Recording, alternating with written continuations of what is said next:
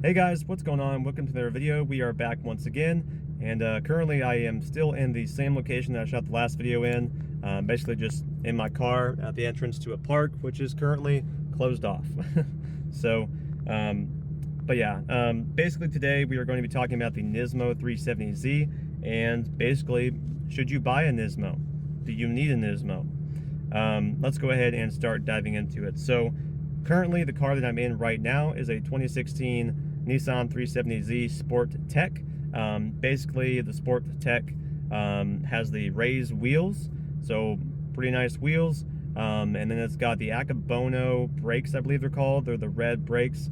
And then I've got the tech package, so I have Bluetooth, backup camera, that kind of stuff.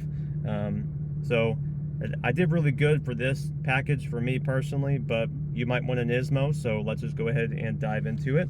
I will also say before I start on these bullet points, I actually test drove a Nismo 370Z before buying this vehicle, but I did not end up pulling the trigger on that.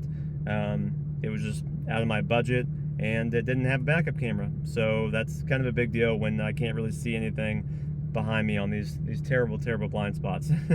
So let's go ahead and dive into my bullet points here. The Nismo comes with a nicer front bumper and a nicer rear bumper than the original 370Z.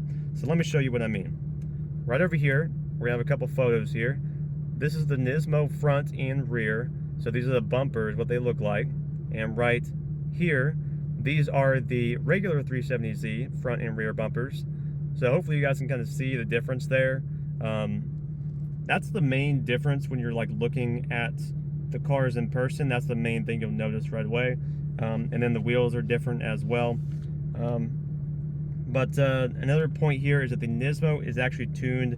It's basically a tuned version of this 370Z. So the Nismo is tuned up to 350 horsepower instead of the 332 horsepower on this current vehicle. So that's nice, little bump in power there. Sorry, I don't have anything to drink in my car, so I'm dying of a dry throat here recording these videos. But the Nismo comes with bucket seats rather than these cloth seats right here. It comes with bucket seats that are red and black, and I've actually been in those seats before when I was on that test drive. Yeah, they're definitely a stiffer ride, especially with the suspension the way it is. So the suspension on the Nismo is definitely tuned for track use, so it's even stiffer than this car, and this car, at least on the roads around my area, is pretty stiff, pretty brutal. So I can't even imagine driving the Nismo on these roads. But that's my other point there.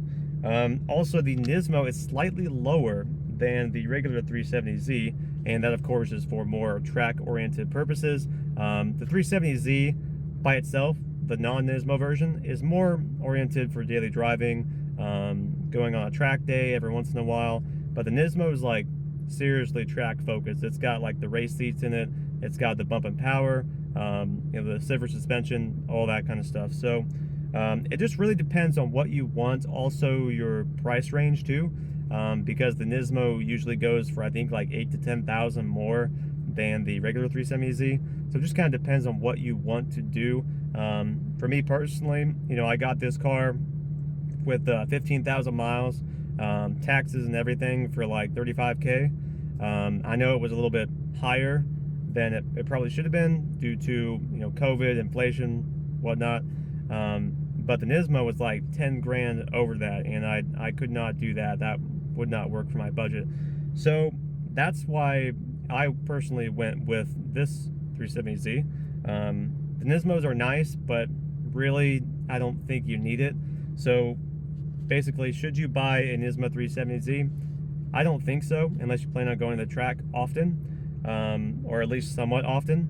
Because if you're paying an extra 10 grand, you know, make it worth your while and use it for what it's intended for, is basically what I'll say.